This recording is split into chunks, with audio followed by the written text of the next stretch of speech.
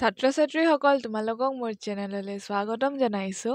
আজি তোমালোকৰ বাবে মই লৈ আহিছোঁ BA 5th চেমৰ প্ৰাচীন ভাৰতীয় আৰু মধ্য ভাৰতীয় আৰ্য ভাষাৰ ৰূপৰেখা পেপাৰখনৰ 4 নম্বৰ ইউনিটটোৰ কেইটামান গুৰুত্বপূৰ্ণ প্ৰশ্ন উত্তৰ।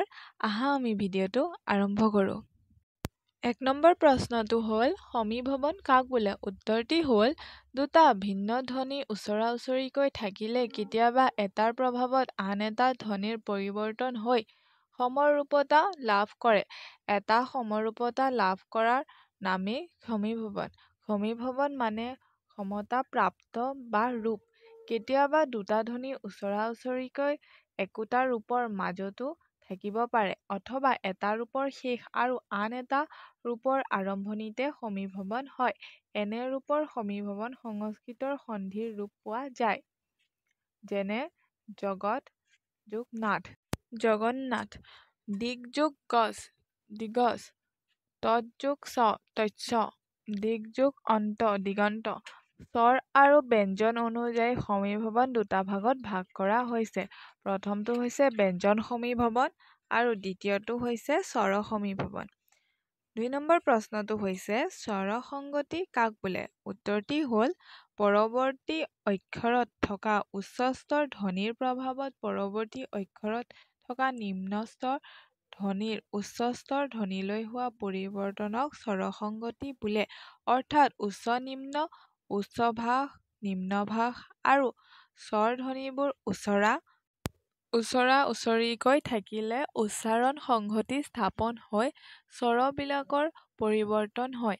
সেয়ে স্বৰধ্বনিৰ উচ্চাৰণৰ সংহতি হোৱাকে স্বৰসংগতি বোলে।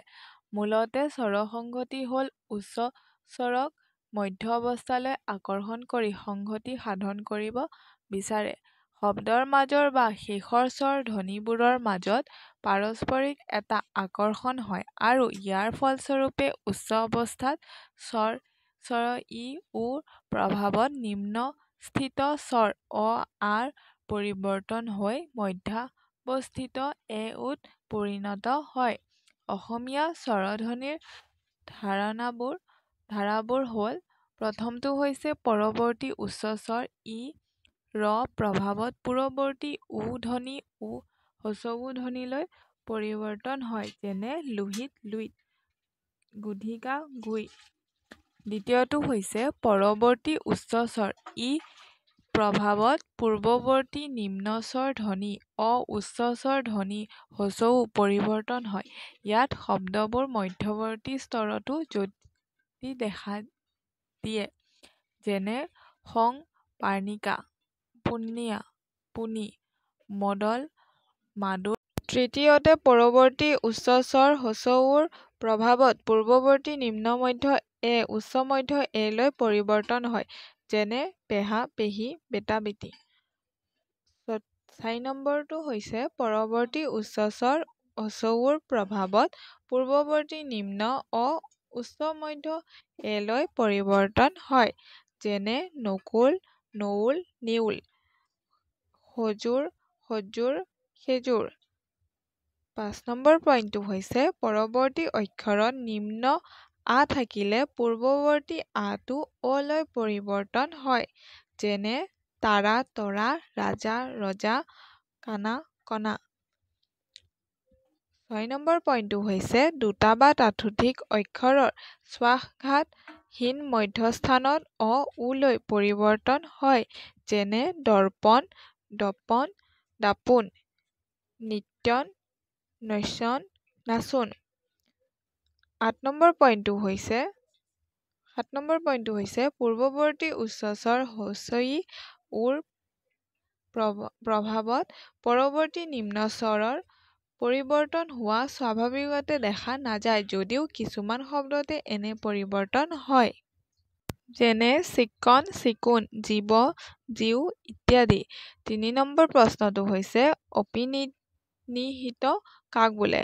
উত্তৰটি হ'ল কোনো শব্দৰ পৰৱৰ্তী অক্ষৰত থকা হ্ৰস্ব ই বা হ্ৰস্ব উ স্বৰধ্বনি পূৰ্বৱৰ্তীলৈ আহি সেই অক্ষৰৰ স্বৰধ্বনিৰ লগত লগ লাগি একেলগে উচ্চাৰিত হ'লে তাক অপিনিহিত বোলে।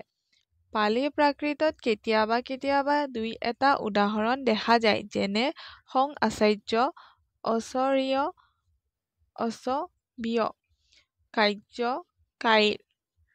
অসমীয়া ভাষাত অপিনিহিতৰ প্ৰাচুৰ্য বেছি নহয়। পালি প্ৰাকৃতৰ দৰেও কোনো ব্যঞ্জন ধ্বনিৰ লগত অন্ত্যেষ্টিয় যুক্ত হৈ থাকিলে সেই অন্ত্যেষ্টিয় হৰ্ষই ধ্বনিত পৰিণত হৈ পূৰ্বৱৰ্তী ব্যঞ্জনৰ পূৰ্বলৈ আহি উচ্চাৰিত হয়, যেনে অন্য, অনীয়, ঐন্য, ঐন, বাক্য, বাক্য, বাক্য, বাক্য, ৰাজ্য, ৰাজ্য, ৰাজ্য, ৰাইজ। কেতিয়াবা কোনো কোনো শব্দত হৰ্ষও পূৰ্বৱৰ্তী হোৱাও দেখা যায়। যেনে সাধু, সাধুଅ, সাধুধ, সাউদ, মৰুক, মাৰুকতা, মাৰুক, মাউৰউক, মাউৰ। কামৰূপী উপভাষাত অপিনিহিতিৰ বিশেষ প্ৰয়োগ দেখা যায়। কামৰূপী উপভাষাত দুটাকৈ অধিক অক্ষৰ যুক্ত হৈ মৌলিক আৰু যৌগিক শব্দত অপিনিহিতি হোৱা দেখা যায়। কামৰূপী উপভাষাৰ অপিনিহিতিত ই আৰু হ্ৰস্ব ধ্বনিয়ে যুক্ত হোৱা অ ধ্বনি ও ধ্বনিলৈ ৰূপান্তৰ হয়, যেনে কন্যা, কনিয়, কইনা, কুইনা, খৰিকা, শালিখা, শাইলখা, বামুণ, ইয়া, বাউমনা, বাউমনা। ৪ নম্বৰ প্ৰশ্নটো হৈছে বিষমী ভৱন কাক বোলে লিখা। উত্তৰটি হ'ল কোনো এটা শব্দত থকা দুটা সমধ্বনিৰ এটা ধ্বনি আন এটা ধ্বনিলৈ পৰিৱৰ্তন হ'লে তাক বিষমী ভৱন বোলে। বিষমী ভৱন দুটা ভাগত ভাগ কৰা হৈছে। প্ৰথমটো হৈছে ব্যঞ্জন বিষমী ভৱন, দ্বিতীয়টো হৈছে স্বৰ বিষমী ভৱন। প্ৰথমটো হৈছে ব্যঞ্জন বিষমী ভৱন। শব্দ থকা দুটা সমব্যঞ্জন ধ্বনিৰ এটা ব্যঞ্জন ভিন্ন ব্যঞ্জনলৈ পৰিৱৰ্তন হ'লে তাক ব্যঞ্জন বিষমী ভৱন বোলে। পালি প্ৰাকৃতত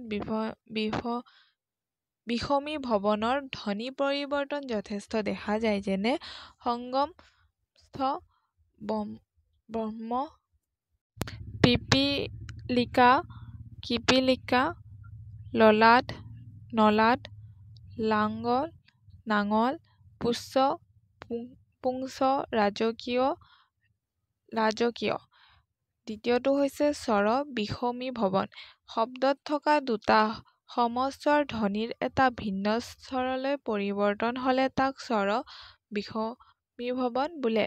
পালি প্ৰাকৃতত স্বৰ বিষমী ভৱনৰে ধ্বনি পৰিৱৰ্তন হোৱা দেখা যায়, যেনে সং, নুপুৰ, নিউল, পুৰুষ, পুৰিষ, ভাৱতু, ভুদু, অনৈকস্ৰাব, অনিকস্ৰাব।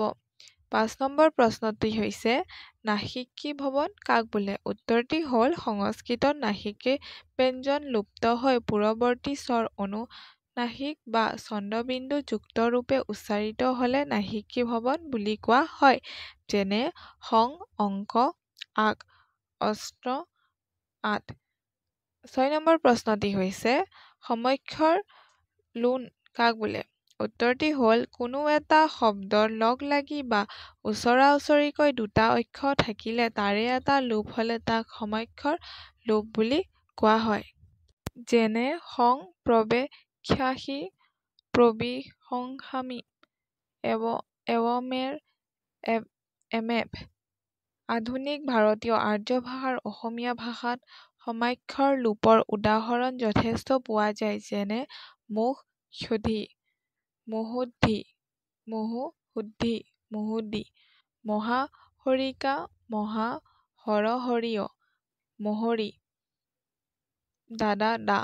বৈদিক সংস্কৃতি আৰু সংস্কৃততো সমাক্ষৰ লোপ হোৱা দেখা যায়, যেনে মম, মহৎ, মমহৎ। বৈদিক সংস্কৃতি। নখ যোগ ক্ষত্ৰ, নক্ষত্ৰ। সংস্কৃত। ধন্যবাদ।